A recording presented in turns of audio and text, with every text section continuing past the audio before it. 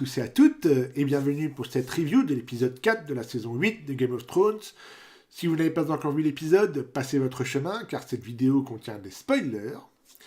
Après un épisode 3 où cette bataille de Winterfell meurtrière a fait couler beaucoup d'encre et a divisé le public, le roi de la nuit et son armée des morts ont péri grâce à l'action héroïque d'Arya Stark. Ainsi, cet épisode 4, intitulé The Last of the Stark, les derniers des Stark en français, s'ouvre avec plusieurs bûchers funéraires installés devant Winterfell afin d'incinérer les corps d'hommes et de femmes morts au combat, ainsi que pour nos héros tombés, Lyanna et Jorah Mormont, Théon, Beric et Ed. On retrouve également Ghost, blessé, il a survécu à la bataille, donc plutôt cool. Les adieux sont déchirants, émouvants, la tristesse se lit sur tous les visages. Jon prononce un bref discours leur rendant hommage. S'ensuit pour les survivants un banquet dans la joie et la bonne humeur, où le vin coule à flot, mais la politique reprend rapidement le dessus alors que Gendry recherche Arya. Daenerys l'interpelle et décide de le nommer seigneur d'Accalmie, lui offrant les terres de son père défunt, le roi Robert Baratheon.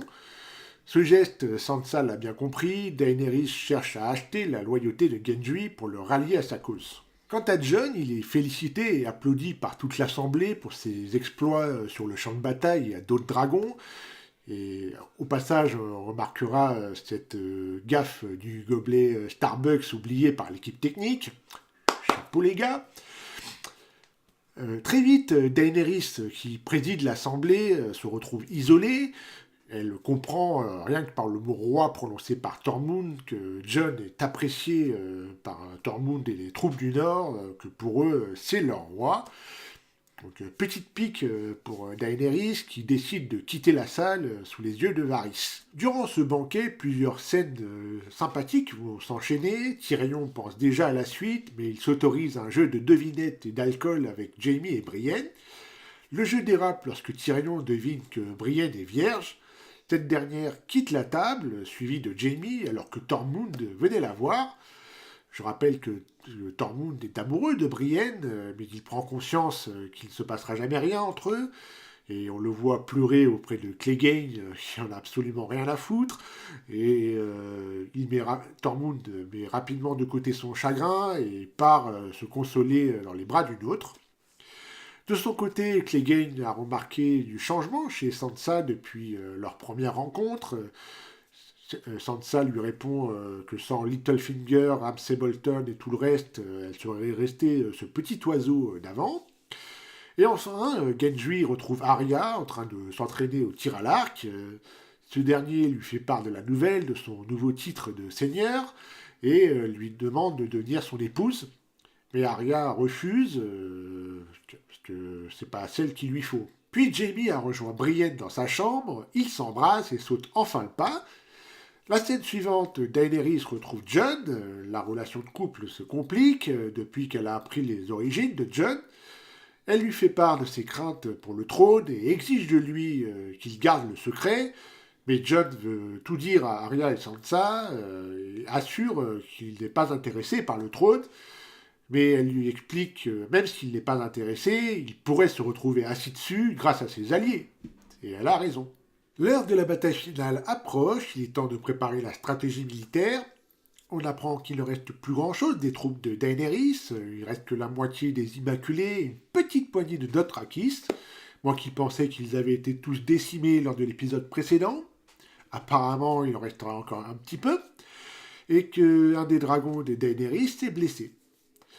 Ils savent que dans l'autre camp, la compagnie dorée a rejoint Cersei, grâce aux informations de Jaime. Ils disposent également de la flotte de Euron, ainsi que des armes de Qyburn, les fameuses balistes, que des avantages. Mais Daenerys peut compter sur le soutien du nouveau prince de Dorne. Qui est-il On ne sait pas. Et également la flotte des Fernés de Yara, où on apprend qu'elle a repris les îles. Comment On ne sait pas. Pour le plan, Daenerys veut frapper fort et attaquer rapidement Port-Réal, mais Tyrion ne veut pas qu'elle détruise la ville et tue tout un peuple innocent. Jon propose d'encercler la ville sans s'attaquer au peuple et de d'affronter la Compagnie Dorée sur le champ de bataille avec l'aide des dragons. Sansa demande plutôt du repos pour ses troupes. Là, les divergences entre Sansa et Daenerys ressurgissent. Daenerys refuse, et Jon se range du côté de Daenerys et lui assure que le Nord lui obéira. Du coup, les Stark sont divisés, Jon, Bran et ses sœurs se retrouvent dans le bois sacré, petite réunion de famille. Arya et Sansa disent à Jon qu'elles n'ont pas confiance en Daenerys. C'est alors que Jon décide de révéler son identité et fait promettre à ses sœurs de conserver le secret. Ensuite, on retrouve Jaime et Tyrion dans une petite auberge où tout à coup apparaît Bronn. Armé de l'arbalète fournie par Qyburn, Bronn menace de tuer les deux frères. Cersei lui a promis beefsteak et sait que Tyrion lui proposera le double. Mais pour leur survie, Tyrion trouve un meilleur arrangement et lui promet les terres de Haut-Jardin s'il remporte la guerre. Bronn semble satisfait et disparaît. Ensuite, on voit Arya partir avec Clegane en direction du sud. Tous deux ont une affaire à régler. Tout de suite, on pense à Clegane Ball ou encore la liste d'Arya avec Cersei dedans. Puis on retrouve Tyrion qui essaye de convaincre Sansa en lui assurant que Daenerys fera une bonne reine, mais Sansa lui explique qu'un autre meilleur qu'elle devrait s'asseoir sur le trône. On comprend très vite que Sansa a révélé à Tyrion l'identité de Jon, donc brisant la promesse faite à son frère en à peine quelques minutes. Avant de partir à cheval pour Port-Réal avec ses troupes du Nord, Jon fait ses adieux à Tormund et lui demande d'emmener Ghost avec lui. Alors quelle triste fin pour ce loup qui a été si peu exploité. En plus, même pas quelques papouilles, même pas une caresse, juste un simple regard comme ça. Là. Vraiment, je suis déçu là. Puis Jon fait ses adieux aussi à Sam et Gilly, enceintes. Le couple explique que si l'enfant est un garçon, ils l'appelleront Jon. C'est touchant. Nous voilà maintenant en mer où la flotte de Daenerys prend la direction de Père-Dragon et cette dernière survole ses bateaux avec ses dragons. Tyrion et Varys ont une discussion à bord de leur bateau et tous deux commencent à douter de Daenerys. Alors que la flotte arrive à destination, c'est le choc. Au moins 3 flèches de balise touchent et abattent Rhaegal dans les airs. Et on découvre aussitôt la flotte de Euron cachée derrière une falaise. Alors là, j'ai un souci ici. Comment se fait-il que Daenerys n'ait pas repéré au loin la flotte de Euron alors qu'elle est dans les airs à d'autres dragons? Elle aurait pu anticiper le danger, ce qui aurait évité la perte de son deuxième dragon.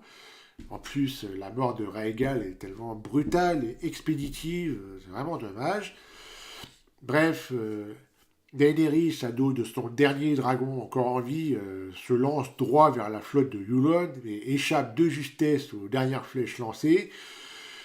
Et Euron décide ensuite de s'attaquer au bateau de Daenerys et Tyrion, Varys et Vergris parviennent à fuir à la nage vers la côte.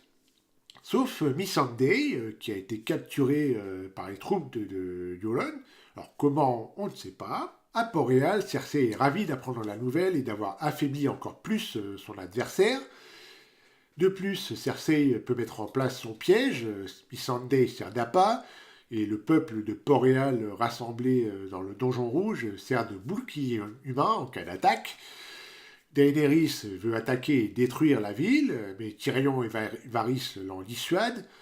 Tyrion propose plutôt de parlementer avec Cersei, ce que Daenerys accepte. Ensuite, de retour au nord, on retrouve Jaime qui est resté là-bas. Il décide finalement de rejoindre la bataille, malgré les supplications de Brienne. Du coup, on peut se demander si Jaime est parti pour aller tuer Cersei, réalisant la prophétie du Valonqar. On verra bien. S'ensuit un échange entre Tyrion et Varys, où Tyrion lui révèle l'identité de Jon. En apprenant ça, Varys doute clairement de Daenerys. Ses sautes d'humeur lui rappellent le roi fou, et selon lui, Jon ferait un meilleur roi. Tyrion lui propose que Jon et Daenerys règnent à deux, mais ça semble impossible. Varys dit alors chacun doit faire un choix, et je prie pour que le vôtre soit avisé. Tyrion le met en garde de ne pas agir contre elle.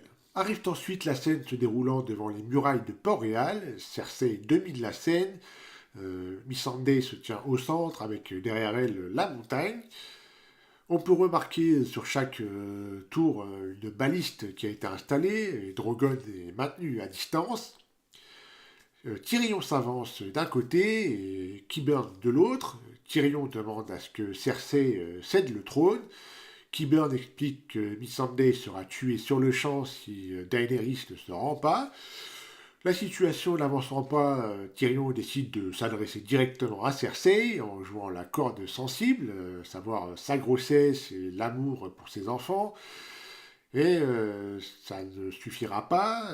Cersei s'approche de Missandei et cette dernière doit prononcer son dernier mot dans la calice et elle meurt décapitée par la montagne sous les yeux de Daenerys et Vergris. Et l'épisode se termine avec Daenerys qui repart enragée après cette provocation de Cersei. La guerre est clairement déclarée et ça risque d'être explosif. En conclusion, j'ai trouvé cet épisode 4 vraiment bon, malgré quelques longueurs, des incohérences et les ellipses temporelles. Cependant, on retrouve bien le Game of Thrones des premières saisons, avec la politique, les tensions, les divergences entre clans qui reviennent. Et j'ai beaucoup apprécié aussi les échanges entre Tyrion et Varys. On peut se demander ce que Varys va faire, lui qui a toujours défendu le peuple de Port-Réal. Est-ce que Varys trahira à nouveau Daenerys ou restera-t-il passif? Tyrion interviendra-t-il si Varys agit? Ensuite, est-ce que Cersei est vraiment enceinte ou est-ce qu'elle ment à Tyrion pour l'affaiblir et s'assurer l'allégeance de Euron? Quant à Daenerys, elle repart enragée. Cette reine blessée, qui a déjà perdu beaucoup, sera-t-elle prête à tout pour prendre la capitale? Se dirige-t-elle dans les pas de son père Aerys II, le roi fou? À moins que ses conseillers réussissent à la calmer. Pourtant, la guerre va commencer et il ne reste que 2 épisodes pour répondre à toutes ces interrogations. Et c'est ainsi que se termine cette vidéo. J'espère qu'elle vous aura plu. Si c'est le cas, laissez un pouce en l'air, ça fait toujours plaisir.